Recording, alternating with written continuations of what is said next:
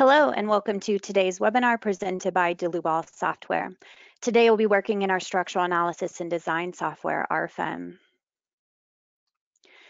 The topic for today's presentation is 2018 NDS CLT design in RFEM 6.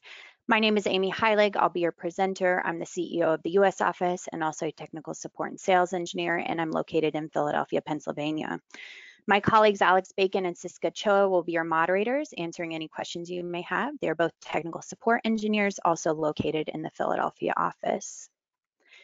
If the control panel does seem to get in your way when you logged into this GoToWebinar, feel free to show or hide that with the orange arrow up at the top. We always want to encourage everyone to ask questions throughout the presentation. You can do so within the same dialog box. If by chance we don't get to all your questions, we'll certainly send you a follow-up email afterwards. So as far as the content over the next hour today, I do want to give a brief description of the new design updates that we've integrated within our new version, RFEM 6 for CLT. Then we'll move into our example, which is shown over here on the right-hand side. We'll take a look at modeling the CLT panels as well as loading them. We'll also take advantage of the multi-layer surfaces add-on for our CLT layup input. Not only will we be performing the analysis on the CLT panels, but we'll be utilizing the timber design add-on to carry out the design according to the NDS standards. And of course, throughout the example today, we'll take a closer look at both the analysis and the results in more detail. So I put together a list here of some of the improvements you can see within our new version RFEM 6 when we draw a comparison to our previous version RFEM 5. I'll quickly move through this list because in our example today, we'll actually get into pretty much all of these points in a little bit more detail. But to begin, we've greatly improved the integration of the add-ons within RFEM 6. So previously in RFEM 5, the analysis and design workflow were fairly separate. So now in the new version RFEM 6, we'll see how that can be one continuous workflow. We have updated our CLT producer library, so we'll have a few options for our example today. This is certainly still in progress, so we'll be adding more producers in the near future.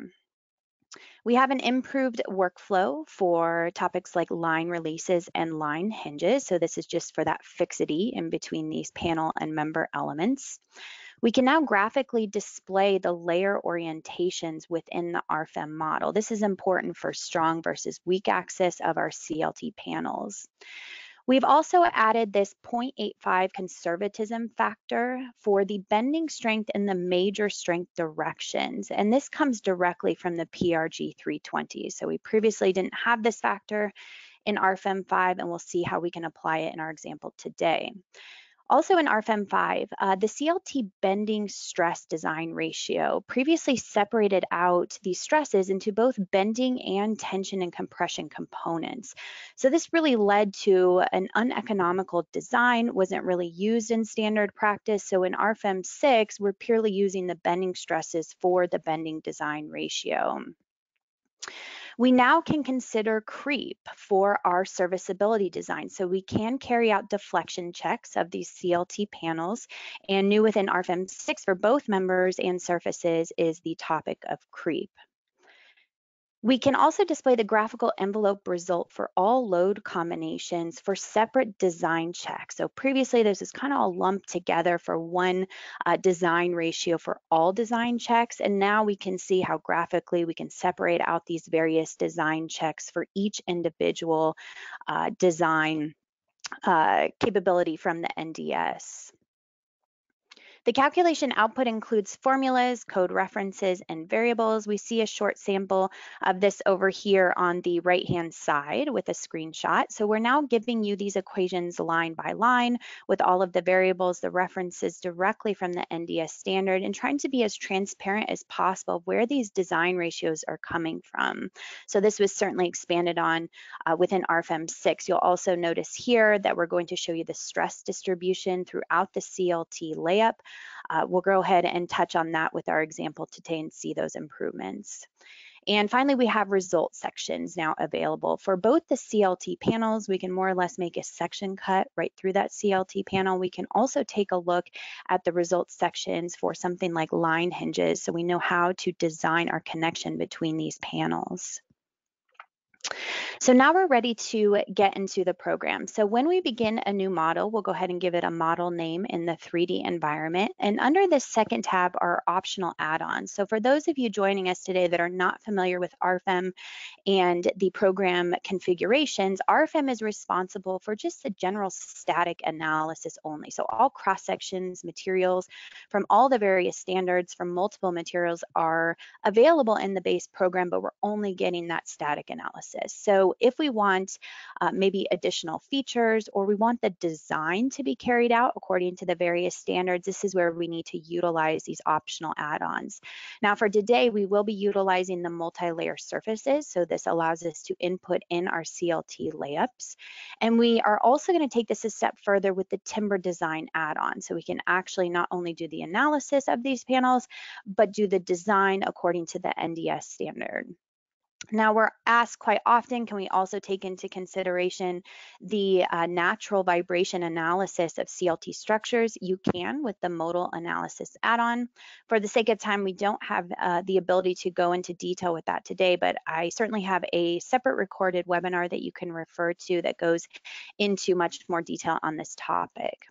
So under the third tab, this is where we set our standard. Now notice I am generating my load combinations automatically according to the ASCE7, but because we haven't enabled that timber design add-on, the program requires us to choose the ASCE7 wood option. So identical load combinations, the only difference here, and when I go into these detail settings, is that I can specify the creep factor. So we'll get into that topic a little on, but just know it's the same concept here for the NBC as well. Now the timber design will be carried out for both our members and our surfaces according to the NDS 2018, but we also have here the CSA 086 as well as other international standards such as the Euro code. So once we have defined all of this information within our base data, we want to begin by drawing our first CLT panel. So I'm going to modify my grid settings here in the vertical direction, and we're going to draw a new surface element. Now, the stiffness type is set to standard, but we do need to define the thickness and material of this panel. So we create a new thickness definition. And when this dialog populates, we have the option here in our dropdown for layers. So because we have activated that multi-surfaces analysis within the add-ons, this is available to us here with layers. Now, if we did not activate the multi-layer surfaces, we would not see this option available to us. So now we have an additional tab where we can begin generating the various layers within the CLT layup. The first option is to manually layers. So we go in here to our drop down to create a new material. So the material dialog box will populate where we can access the material dialog. Now over on the left, I use my filters to set this to timber, and we'll see here either the NDS or the CSA or many other international standards. And we have available every single material from the NDS. And notice that for each of these species, we have the additional settings or additional options over here on the right-hand side. So we can take advantage of further filter options over on the left, or we could just simply utilize our search function down at the bottom. And I'm going to go back here to my material library.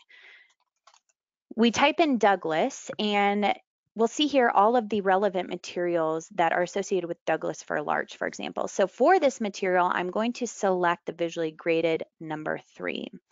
So when we select this material, all of the material properties are automatically brought in to this dialog box, but we do need to make a couple modifications for our CLT panels in particular. Number one is we need to set this to an orthotropic linear elastic material model. So this tells the program that we can have different stiffness properties in 2 different directions for this 2D element. Now, additionally, we probably want to turn on the user-defined material option here. This just allows me to come into these various input options. And for example, the modulus of elasticity in the weak axis direction or the y-axis direction, it's quite common to set this to 0 for our CLT layup. Now, all the other information again was brought in from that NDS material, including the strengths, as we see here on this available tab. So once we have defined that material, we would select it here from the dropdown. Now, I already have a Douglas fir larch number 2 selected, so we'll choose that as our first layer. We input in the thickness of 1.5 inches. Now, the direction, this is based on the local x-axis of the surface element. So the first layer is oriented at 0 degrees.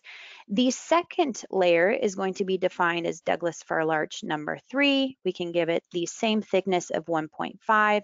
And now in our dropdown, we're going to select here 90 degrees. So this is the entire tent of CLT panels that we are going to orient these layers 90 degrees from one another. So my last layer will once again be number 2 with 1.5 inches thick, and this is back to 0 degrees. Now we can save this custom layup here within our template by giving it a name. And now this particular material definition for this layup will be saved for any future RFEM models. So it's highly suggested to take advantage of that user-defined library. Now, alternatively, I'm going to go ahead and delete these layers and access the imported layers from our library. So over on the left, when we access our library, are a few options under the region, including Canada, European Union, Switzerland, United States, where we have implemented a few producers here. So currently we have Binderholz, KLH, and Nordic Structures. Again, we're working with those manufacturers to implement their latest products within RFEM 6 to ensure that all of these products are up to date that we're offering here.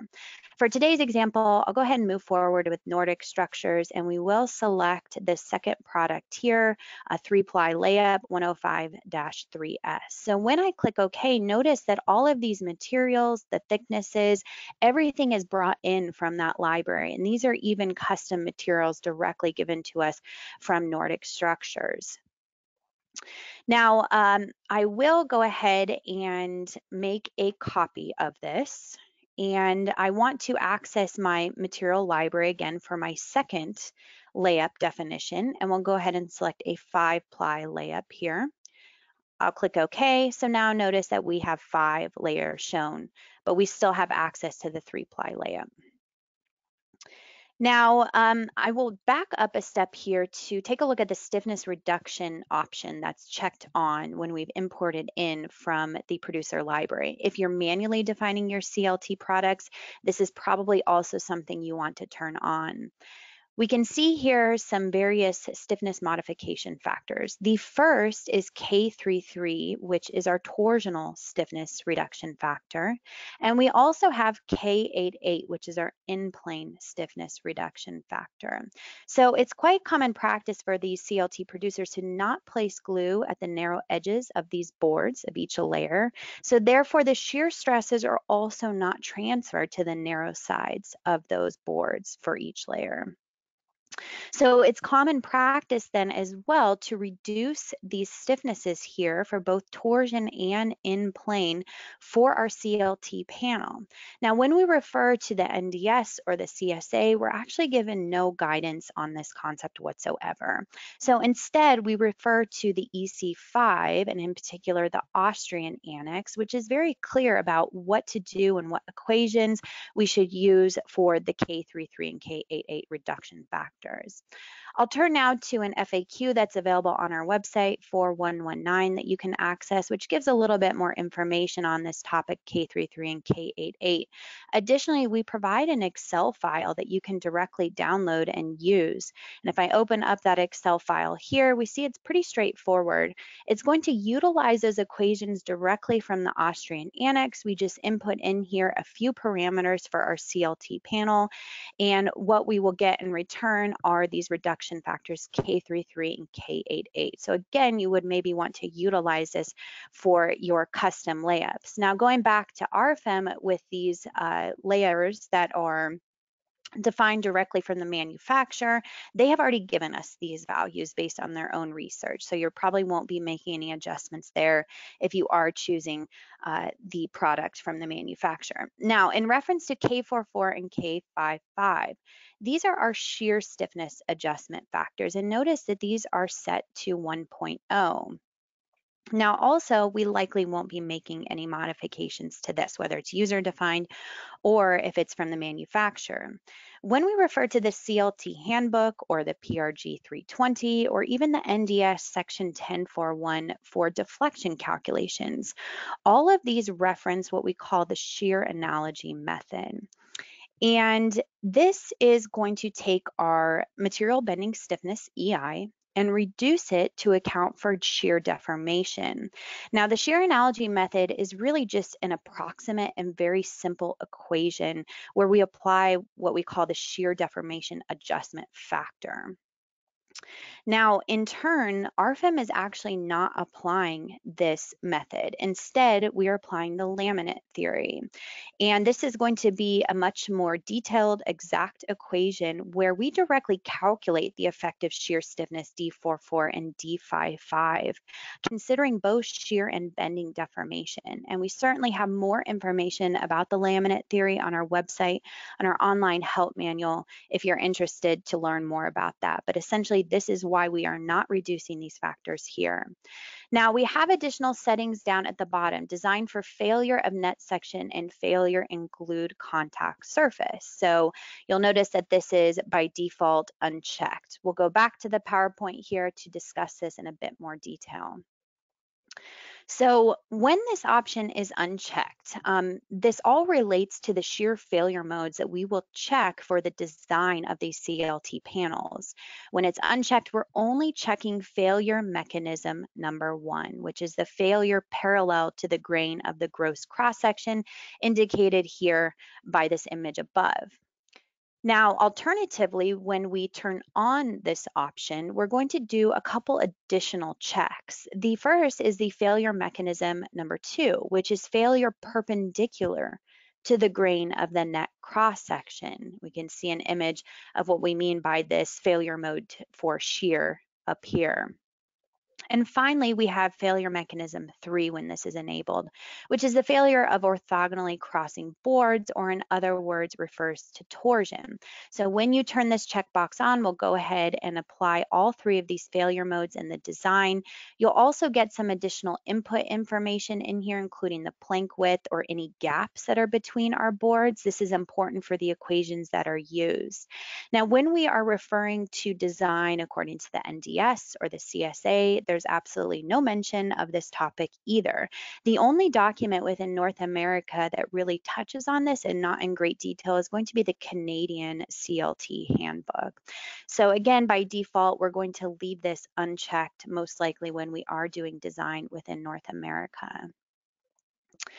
So now that we have defined these various layups, what we need to do now is to click OK through these dialog boxes. I'll go ahead and select my 3-ply layup from my dropdown. I click OK, and I'm going to snap at the origin point here, and my second point will be 16 feet in length, 10 feet in height for my first CLT panel. My second point is going to be 10 feet by 10 feet. And then my third CLT panel, we'll go ahead and modify our drawing grid here, will be a length of 13 feet. Now, it's also nice that if I right click out of this drawing option, I can click on a surface, hold down my control key, drag and drop to make any copies of those CLT panels as well. We now need to move on to the roof panels. So I will select this center node here to make a quick copy with my Move Copy tool. I'll create a copy and I will set the displacement at 1.5 feet. I click OK. Now we just get a copy of that node. I'll do the same thing with this node over here on the right, but I'm going to additionally copy it 1.5 feet in the X direction as well. So to create my roof panels, we once again draw a new rectangular surface, but this time I'm going to choose my 5-ply panel that I've already defined under this thickness. I click OK, and then I simply snap from this rear point up to this newly created node, and same concept for my second roof panel here. Now I'm going to utilize this tool up here to connect the selected lines. All that I'm doing is dividing these lines at the intersection points here. So we'd also like to add in some openings for our CLT. Openings are entirely possible and very easy to apply. We go up here to our option within our toolbar to choose a new rectangular opening. And for this, I can just simply snap to a point on my drawing grid, such as 097, and I'll snap down here to a point such as 033. And our opening is automatically generated. We'll do the same thing at the front side. We'll snap to a point here at approximately 407, and our second point is going to be at 1203. And one more time over at our panel here, we're going to snap to a point at 1907 and down to a point of 2403. So openings don't necessarily need to be rectangular. They can be any shape that you'd like within these CLT panels. So now that we have the basic concept here for drawing the panels themselves, we do want to integrate this with some timber members. So not only can you integrate CLT panels with specifically timber members, but you can really integrate with any other material all within the same file and get full design. So we're talking about steel, concrete, aluminum, cold form steel, or anything else that we offer within RFEM. To begin drawing my timber members, I will generate a new node, and I'm going to directly input in here the node coordinates. So the coordinates will be 26, 13, 0. I hit enter on my keyboard, and we see that node generated over on the right-hand side. I create my second node by just simply modifying the Z coordinate to 10. I hit enter, I right-click, and now those two nodes are generated over here on the right-hand side. So I will create my first column member. I will draw a new single member, and I will also preface that I'm really not going to go into much detail with our timber member input or the design today, because I did a separate webinar devoted entirely to NDS timber member design that you can refer to. So you'll notice here we can activate the hinges tab, and under the section, I've already defined an 8x8 glulam section. So glulam material from our library, 8x8 cross section. And under the hinges, I do want to apply a moment release where this column is going to frame up in directly to the CLT panel. So we create a new member hinge at the member end, and within this definition box, the program's automatically going to suggest that we would like to release the moment. So we'll go ahead and release the moment about the local Y, Z axes, and we see that selected here. When I click OK, I can snap from that bottom node up to the top node, and we see that column framing into the CLT panel. Another very common question is, can we do point supported CLT? Yes, this is no problem. So we're clearly showing that with the example today, where columns can frame directly into a CLT panel, or we could have supports. It doesn't necessarily have to be at the edge. It can really be at any particular location across the length or width of the CLT panel. We also want to add in a beam member that will span from the wall and connect to this column, but that it sits underneath this CLT panel. So we'll go to draw in our second member, and the hinges and eccentricities options are going to be activated here. Under section, similarly to the column, I've already defined an 8-inch wide by 12-inch deep beam here, also a glulam material from the NDS library.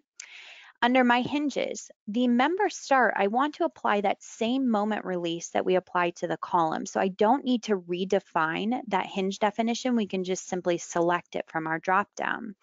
But for my member end, I actually do want to create a new definition type. The reason why is because I want to release the torsion or the rotation about the member's local x-axis. Now, I certainly don't want to apply this at both the member start and member end. I will get an instability. We need to leave at least one of those as fully fixed. So we'll release the torsion here at the member end. And finally, under the eccentricities option, we create a new eccentricity definition. And we use this option in our drop down relative to this section where I tell the program I want to take the top point of the member and offset it here from an object within the model. And that object is actually going to be the CLT surface itself, where I can graphically select here surface number 6. And I want to offset from the bottom point of that surface. Now, the huge advantage of using these automatic eccentricity options is that if I go back and make any changes to the thickness of that CLT panel, this eccentricity for the member will automatically update as well. So we don't need to manually make any modifications there. So once we've applied this eccentricity definition to the member start, we'll also apply it to the member end. I click OK, and then I can snap from my first point to my second point here, and we see that beam drop down below the thickness here of that CLT panel. Okay, so now that we have the basic concept of the member modeling, the CLT surface modeling, let us talk about the strong and weak axis directions of our surfaces. So I'm going to right-click to turn on the local axis system of my surfaces, and turning this into a wireframe view. What you'll notice here is that the local x-axis of these vertical surfaces is oriented in the horizontal direction. Well, remember, we're defining these CLT layers based on the orientation with the local x-axis. And to take this a step further to clarify, we'll go ahead and turn off the local axes. And under my navigator and the display tab, all the way up here at the top is my surfaces tree, where I can turn on the layer directions of my CLT panel. So this is new within RFEM 6 that we can actually zoom in here and see that layers number 1 and 3 are oriented in the horizontal direction and our weak axis is in the vertical direction. So we certainly don't want this to be the case. We would like the vertical walls to take a majority of those gravity loads. So we need to rotate these vertical surfaces 90 degrees. Well, this is quite easy in that if I select all of my vertical surfaces here, I double click, we have the option to activate the specific axes under the surfaces. So now we get a new tab here under the input axes where I can actually direct the local x-axis parallel to a line that I choose within the model. So I'll go ahead and select one of these lines, for example, line number 1. I click OK. I click OK once again. Now we've rotated those local x-axes, and in turn we see that our strong axis is now oriented in the vertical direction. When we look at our roof panels, we see here the strong axis is spanning between the wall elements, so that should be sufficient. No modifications are needed there. So we can turn off the layer directions, but that should be helpful in our panel orientation. The next topic of discussion is what's happening between these two adjacent panels. And what I mean by this is the force transfer. So currently the way that we have it modeled, we're seeing full moment transfer between any adjacent surfaces.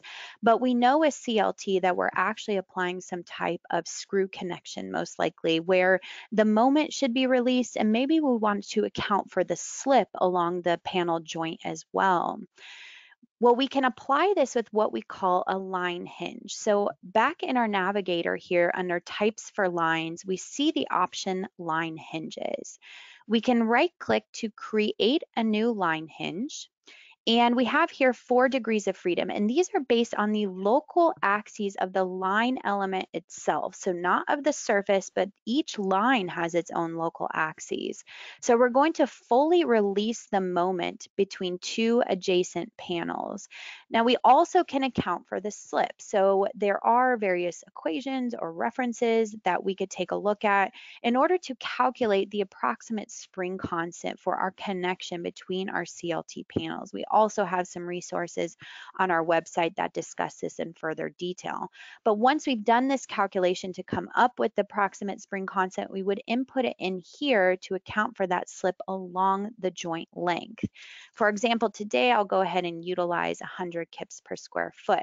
Now, perhaps we'd also like to apply this in the local Y direction, and this is especially true for our roof panel elements here. We may have a slip in that Y direction as well. For our example today, today, we'll go ahead and leave this with only a slip defined in the local x-axis.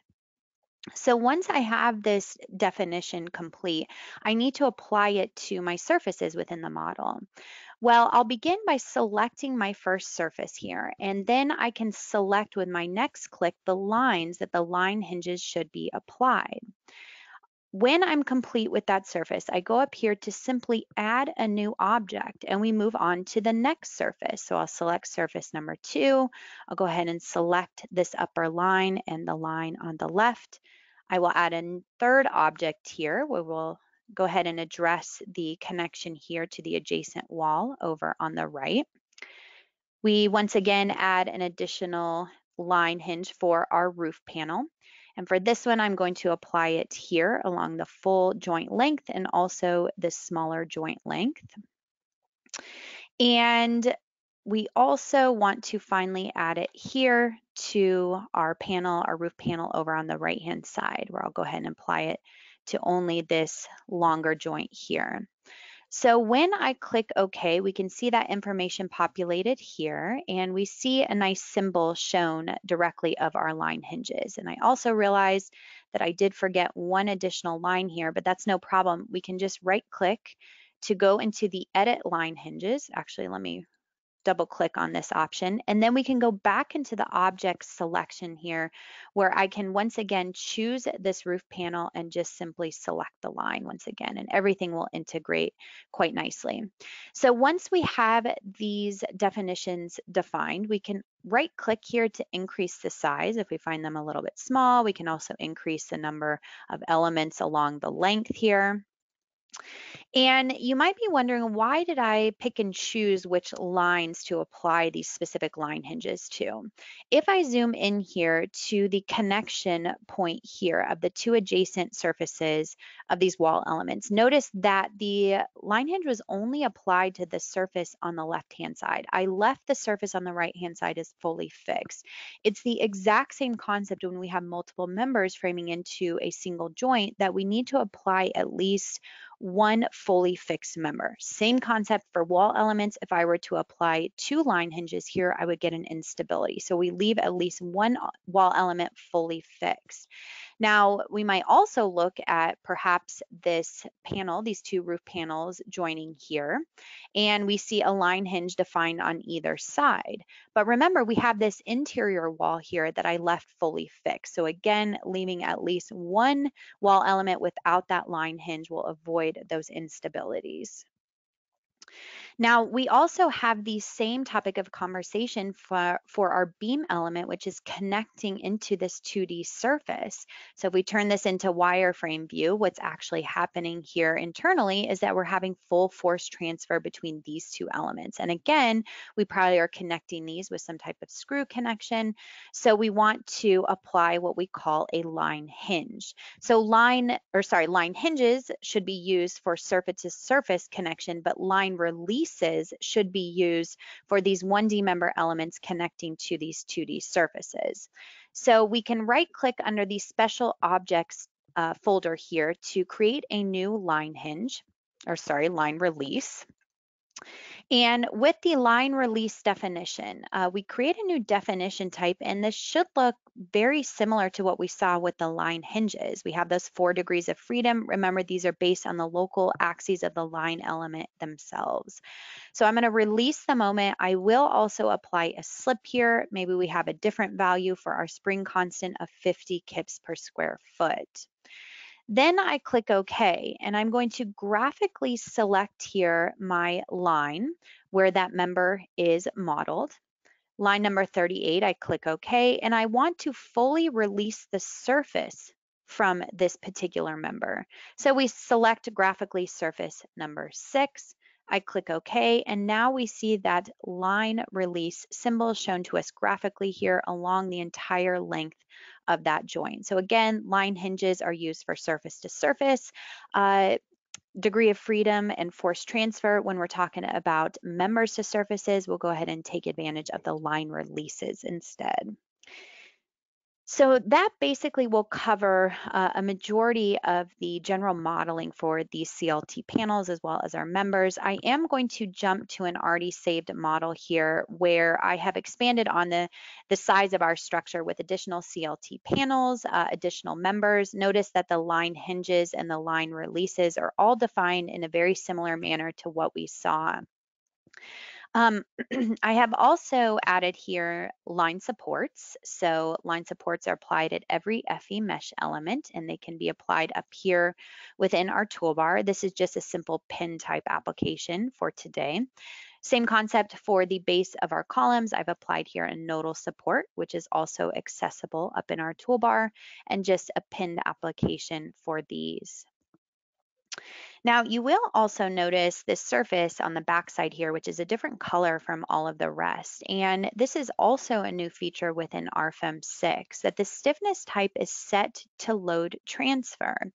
Notice I don't set a thickness, I don't set a material. It's not used to contribute any stiffness to our structure. Rather, it's only used for exactly that, to transfer loads. So when I apply something like a surface load to this particular surface, it will then transfer those loads to all adjacent CLT surfaces that connect with this particular object. We'll see that a little bit later on when we apply some loadings to the structure. Okay, so now that we have completed the model, let's move on to the loading. So under our load cases and combinations, for the sake of time, I went ahead under my load cases and generated 4 simple load cases for today, including dead load with the self-weight activated here. We have live load, snow, and wind. And you'll also notice that the action category is set here directly from this dropdown. This is specific to the ASCE 7.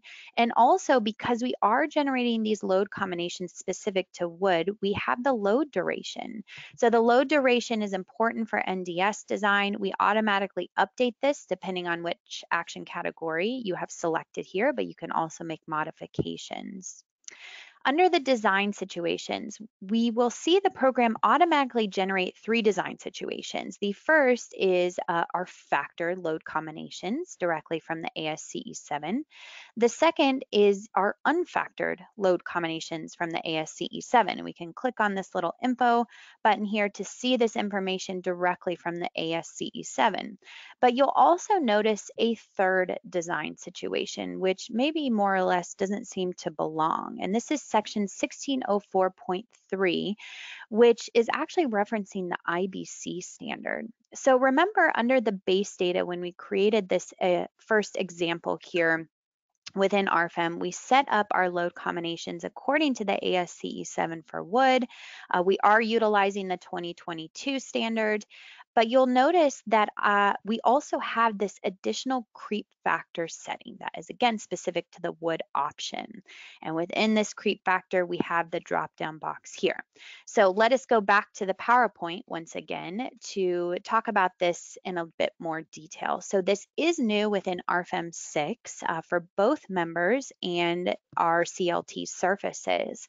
Now, when we refer to the CLT handbook, chapter 6, it does talk about creep, as well as the 2018 NDS section 352 for long-term loading. When we refer to the NDS, there is a time-dependent deformation or a creep factor, K sub CR, that should be applied to our long-term deflection. And this is given to us in this equation directly from the NDS. You'll notice that we then add it to the short-term deflection, which does not account for creep, to get our total deflection. The problem is that when we refer to the ASCE 7, there's really no reference of creep whatsoever. So for this, we do refer back to the IBC, which has some clear guidelines according to section 1604.3 on the load combination generation considering that creep factor. So this is why we've generated this third design situation for our serviceability or our deflection checks when we are doing timber member design. So we'll generate these additional load combinations, and in particular, you'll see this third one listed here, which is going to apply that creep factor times the dead load, and we will add it to the live load. And this is what we can consider for the panel deflection checks. So going back to the RFEM model here, you'll notice within this dropdown, we have 3 different options. If you're not wanting to consider creep, you just simply select the 1.0 factor from the dropdown here. So going back to that design situation, then we see here the IBC generated design situation. Again, similar to the PowerPoint, we see the load combinations directly from the IBC that it's referencing. And these all come into play for the specific timber design add-on, and that will make a little bit more sense when we do get into the design. I will be carrying out LRFD design for my panels today. I will not be carrying out ASD design, so I can simply uncheck this design situation. It's just going to decrease the number of load combinations that are generated. Now, in turn, if we're doing ASD design, but maybe not LRFD design, we would leave this active and uncheck the LRFD instead, but I will leave the IBC active for serviceability design. And finally, under my load combinations, this is where we can see the load combinations individually listed out for our specific load cases. We have all of our factored load combinations belonging to that first design situation. And then we have our unfactored load combinations directly from the IBC standard. And you'll notice here the last 2 load combinations have that 1.5 creep factor applied to the dead load.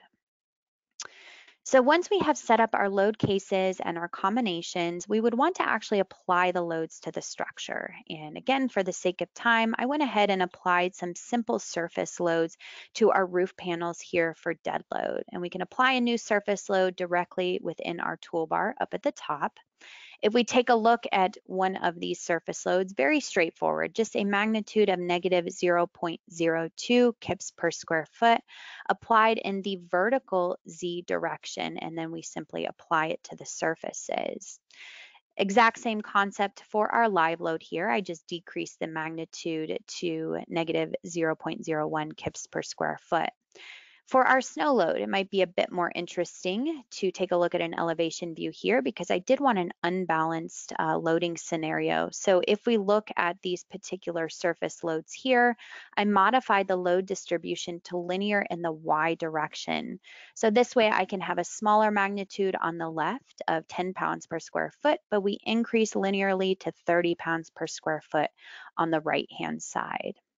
And finally, we have our basic wind load. So for this wind load, these are also surface loads. We can see up at the front of the structure, 30 pounds per square foot acting in the lateral global Y direction. And in the back, we have this 15 pounds per square foot as a suction force. And remember that we have this special load transfer surface shown here with the surface load directly applied to it.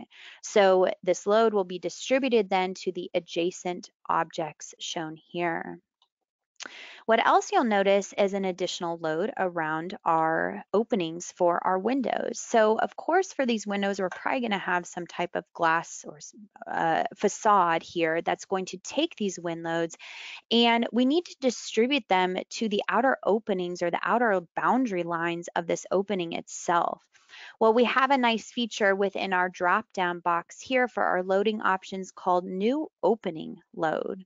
So when I take a look at this opening load, again, very straightforward. I gave it a load magnitude of 30 pounds per square foot in the global Y direction, and then I just graphically select the openings.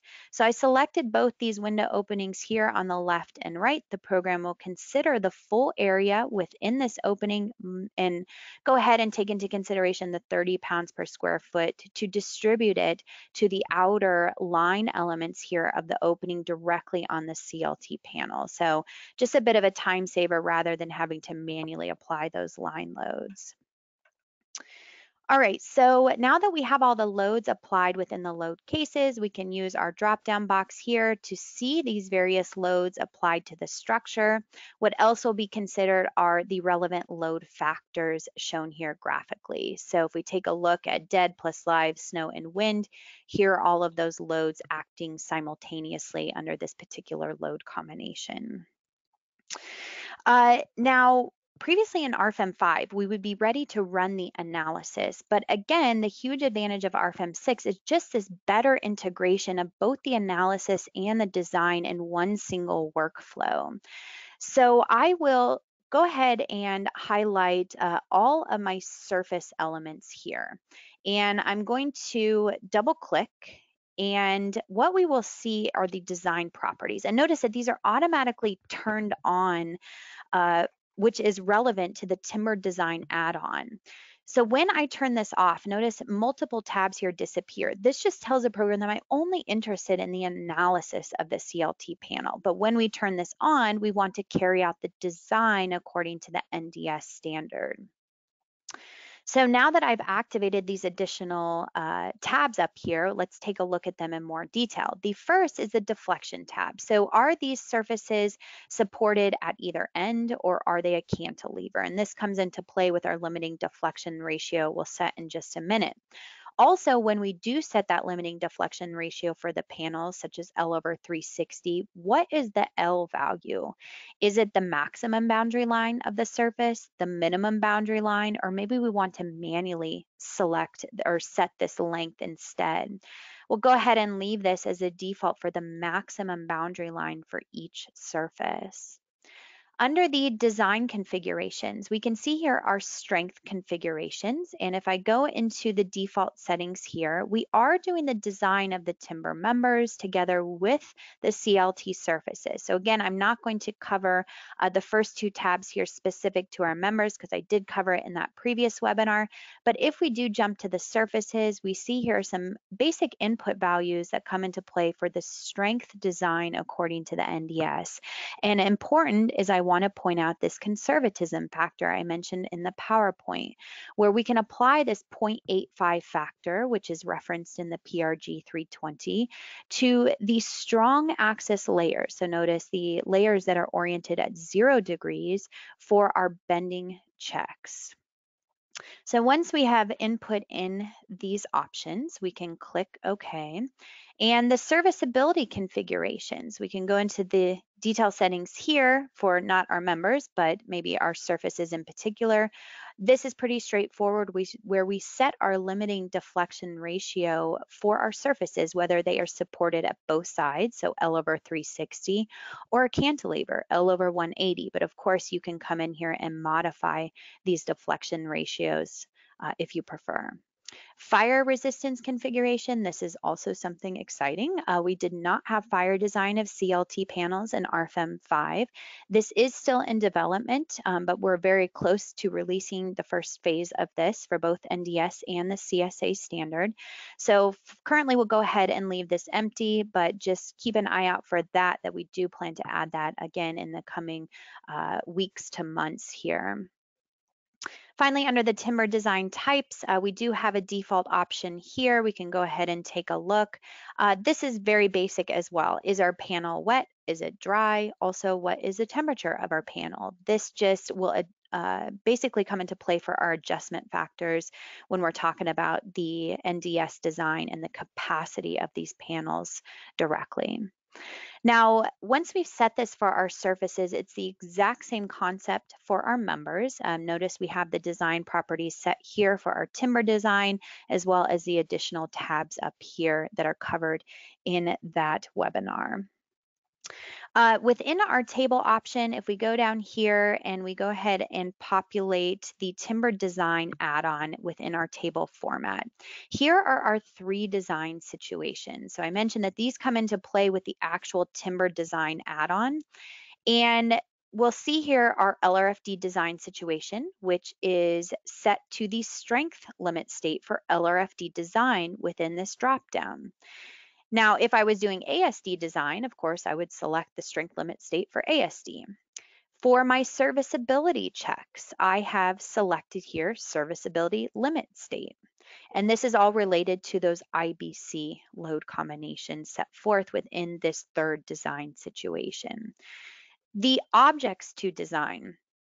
We can see here that currently all objects are going to be designed, but if I was only interested in designing a single panel or maybe a set of panels, we could go ahead and select these here.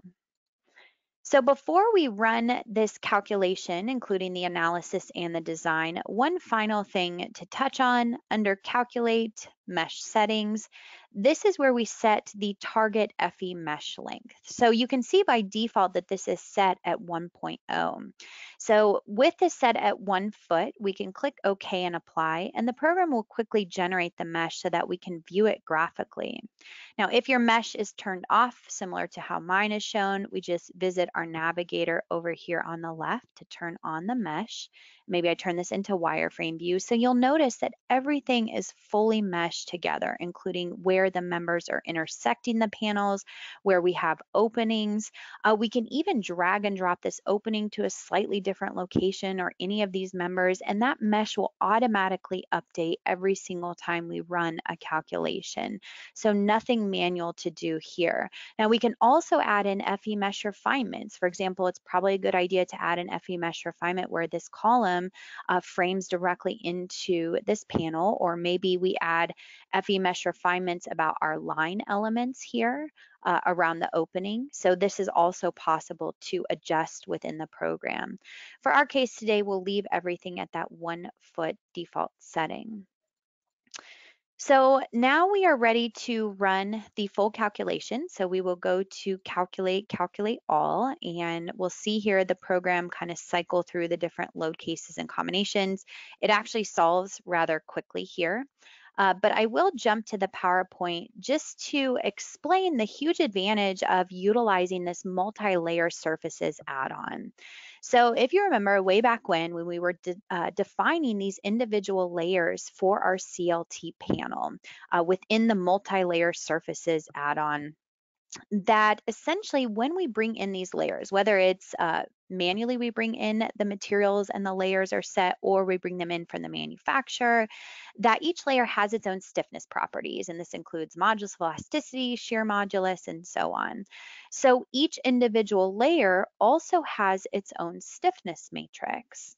What the program is going to do automatically for us is utilizing the laminate theory. It will go ahead and calculate the overall stiffness matrix of the entire panel. So we can see a small sample calculation here for the D11 stiffness matrix entry of our panel for a 3-ply layup, for example. So this is certainly a big difference here of utilizing a program like RFEM that truly has CLT input as well as design in comparison to some of the other programs out there where you will have to manually determine what the stiffness matrix is for the panel and to also input it in manually into the program. So everything we're doing automatically underneath the hood. So once we calculate the stiffness matrix, we export it back out to RFEM. So we're talking about our wall elements, our roof panels as well, we saw today. And we're going to apply the loads. We run the calculation, and of course from this, for each panel, we're going to get internal forces. And from these internal forces also come the stresses. So we're going to take the stresses and we're going to actually distribute them with a series of equations back to each individual layer of that CLT panel. So we might see something like the stress distribution look like this for a 5-ply layup. And ultimately, these stresses are what are going to be used for the NDS or the CSA design. So we will go back to the RFEM model where the calculation is now complete, and we'll jump immediately down to the timber design add-on. So this again is the actual design portion of these surfaces, and we see here under the overview a warning telling us that we are overstressed for our shear in the XY plane for failure mechanism 1. That should ring a bell. That failure mechanism 1 comes from that PowerPoint that we previously talked about.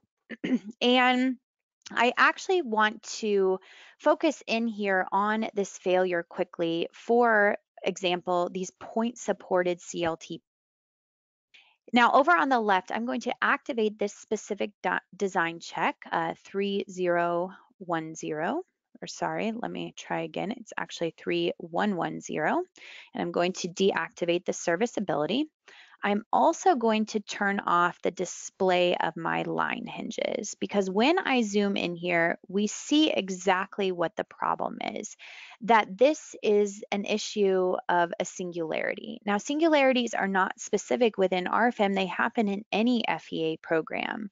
And what's happening underneath the hood is that we have this single column element framing in at this single FE mesh point.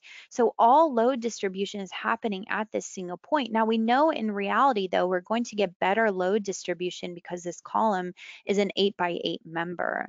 So what tools do we have in the program for something like point supported CLT to address these singularities? Well, I will go back here to my navigator. And I'm going to implement under these special objects what we call the surface result adjustment. So I can right click here to create a new surface result adjustment type. And I'm immediately going to select all surfaces here at my roof level. So I go ahead and select all those surfaces. They're populated here. The entire intent of this tool is to smooth out those high peak stresses that we know in reality are not going to happen. And this will be then used, those smooth regions will be used in the timber design add-on. So we do need to specify how big of an area do we want to average out these internal forces and stresses. So for today, I'm going to set this as 1.5 feet by 1.5 feet. Now, it's also a common question how big to set these surface result adjustments. This really is up to the engineer's discretion.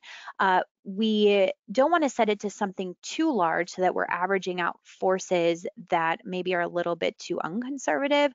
But in turn, if we don't use this tool at all, or we set the area to something much too small, we're going to be designing our CLT surfaces for stresses that are really not going to occur out in the field, just simply due to the singularity issues. So once we have defined these dimensions, and I'm going to apply this directly to the node in the model where this column frames into the CLT panel. So we can see the coordinate points populated here. So when I click OK, I do need to delete my results. I take a look here at my surface result adjustment symbol. And what else is nice is that I can hold down my control key and just drag and drop this to other locations that we think we might have an issue with singularities. So this might happen at wall corners, or again, where these columns frame directly into the CLT panels. So I will want to rerun my timber design add-on. And you'll notice that I don't need to rerun the analysis portion. We're making no changes to the structure itself. I just want to smooth out those high peak forces at those locations for the actual timber design itself. So we're going to rerun only the design portion. You can see the program cycling through this, and now we're presented with our results. What we should see if we jump down to the design ratios on surfaces is that everything is now passing. So this can make a pretty significant difference here by utilizing that surface result adjustment. Now let us talk about some of the various checks here within the timber design add-on. Currently, I'm looking at the design ratios by the surface. So if I look at each one of these options within the table, you'll notice that the program is kind of highlighting here in the graphical view exactly which panel I'm looking at. Also, that red arrow is showing me where that controlling internal stresses for that particular check is located.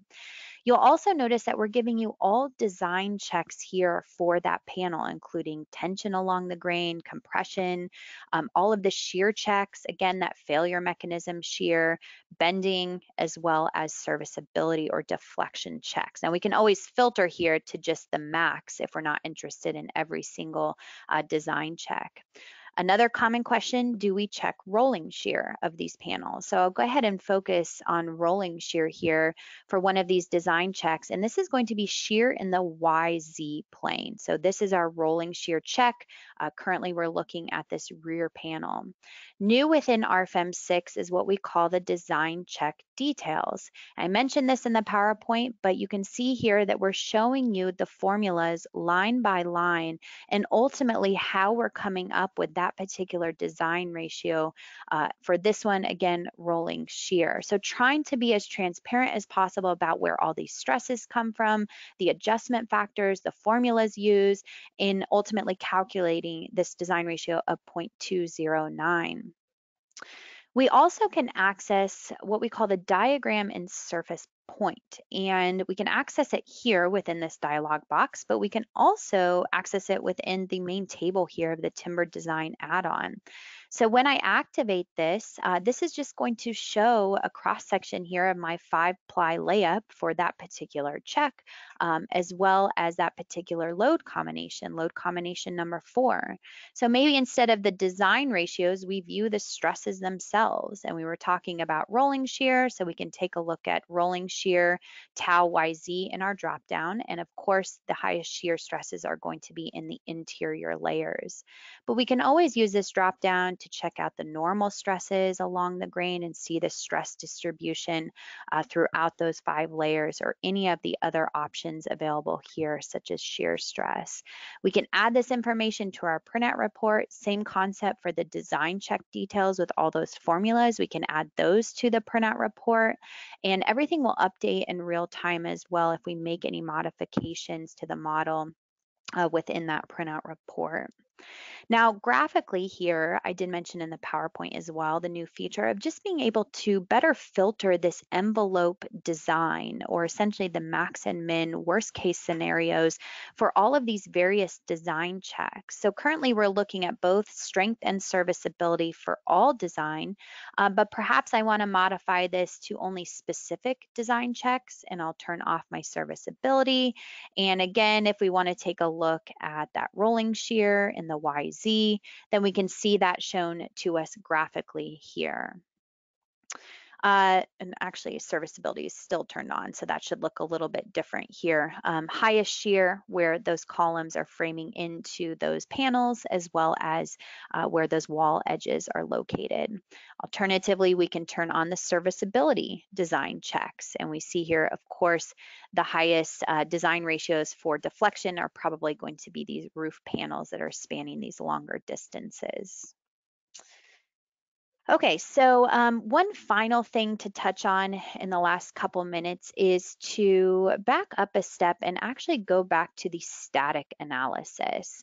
So again, this has nothing to do with the design according to the NDS. This is purely just the analysis portion, where I can choose in my drop-down box to take a look at any one of these different load combinations. So for example, load combination 2, our dead plus our live load, we can view the deformation of the structure. We can cycle through these different load combinations just to see what the deformation looks like based on the applied loads. What else we can view in addition to the deformation is the surface internal forces. So I'm going to access here my surfaces tree. I can expand here the basic internal forces to view MX. I can view MY. I can view the shear forces VX and VY. But we're also probably highly interested in the stresses. So these stresses are what are eventually used in the timber design add-on to carry out the design according to the NDS. So for example, we can turn on the positive normal stresses here, sigma X, at the top side of our surfaces. But because we have activated this multi-layer surfaces add-on, we also can view the stresses based on the different layers within our CLT panels. So I'll go ahead and create a user-defined view here of only my roof panels, and I'll show those hidden wall elements in the background. So when we look at the positive axial stresses here, or normal stresses at the top of the panels, I'm currently looking at layer number 1. Well, I can modify this to the negative axial stresses, or essentially the stresses on the bottom side of the panel. And I'll change this to layer number 5. And maybe I'm interested in the shear stresses. So I go ahead and set this to tau XY, but I modify this to layer number 3, one of those center layers. So you can see how these stresses can be mixed and matched with the various layers here shown graphically, which we can also add these images directly to our printout report. Now, in addition to the surface internal stresses, we can cancel out this visibility mode and we can take a look at our support reactions.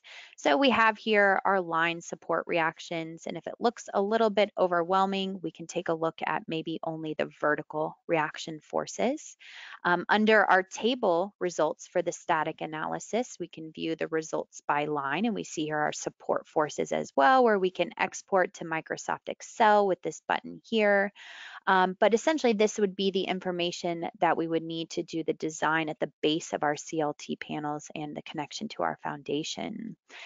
In a very similar manner, remember that we applied all of those line hinges. Well, we can actually view the shear transfer between the CLT panels with the releases option here, and I'm going to activate forces N. So this is the shear force transfer shown here graphically between these adjacent panels. Now, I previously turned off my line hinges, but if we're interested in not only viewing this information graphically here within the main RFEM model, we can right-click to view the results diagram. And the results diagram is just going to show me in more detail what's going on along that full panel joint for deflections, internal forces, whatever it may be. For now, I'm actually going to turn off all of these default diagrams.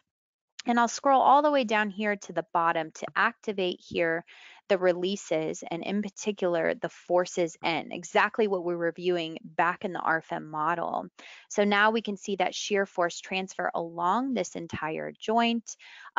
Perhaps we'd like to average out the forces so that we know how to exactly design our connection between these CLT panels. Well, we can take advantage here of what we call the edit smoothing ranges. So we activate this dialog box, and I can tell the program I'd like to basically see the average, maybe starting from a point of 0 and up to a point of about 3 feet for this panel joint. So when I click OK, you'll notice that the program gives me the average values here from 0 feet to 3 feet, and it's a total of 0.758 kips, or if I'd like it in kips per foot, it's also given to us here as 0.2528 kips per foot. So this would be the information that we could certainly utilize again for designing these connections. You can also add this information to the printout report or modify it here to different load combinations. Okay, so we will jump back to the PowerPoint here just to conclude our webinar today. This presentation was recorded, so we will place it on our website under the same page that you registered for this GoToWebinar, usually within the next day or two. Also, I have already uploaded the model that I used in our example today, so you can download that model on that webpage and even open in the 90-day trial version of RFEM 6 available on our website. The trial version is full capability for the full 90 days and includes all add-ons, so timber design, multi-layer surfaces, or anything else that you'd like to take a look at. You can go ahead and access it here with the trial version. If you have any questions about today's presentation or any of RFEM's capabilities, feel free to contact us at our Philadelphia office with the information shown down here at the bottom. Our phone number is 267-702-2815, and our email is info-us@delual.com. So we will have many more upcoming webinars. You can register on our website at delual.com under support and learning webinars. As most of you know, I tend to send out a reminder email about a week before these take place, so keep an eye out for that. We will be holding a webinar on May 25th to show our new steel connection design according to the AISC 360. This is a little bit special in that we're generating an FEA model underneath the hood, which is a very big advantage for unique connection design. So if you're interested in that, feel free to sign up for that upcoming webinar again on May 25th. PDH certificates will automatically be emailed to all participants students who were here for the full presentation. So that is a requirement of the states that we are pre-approved providers, that you are available here for the full 60-minute duration in order to receive that PDH. If you watched with a colleague or you watch in a conference type setting and you're also wanting PDH, but you yourself did not register for this GoToWebinar, feel free to request that PDH at info-us@dellubal.com. So again, if you yourself did not register with your own name and your own email for the GoToWebinar, you will need to request the PDH through email here. Let us know who you watched it with and we'll be happy to send you that certificate. The PDH certificates are also not automatic after this webinar ends. It usually takes 1 to 2 days. So you can expect to see that email come through within the next 1 to 2 days with that PDH attachment. With that said, I want to thank everyone for attending today. And as always, we hope to see you at our next presentation. Thank you.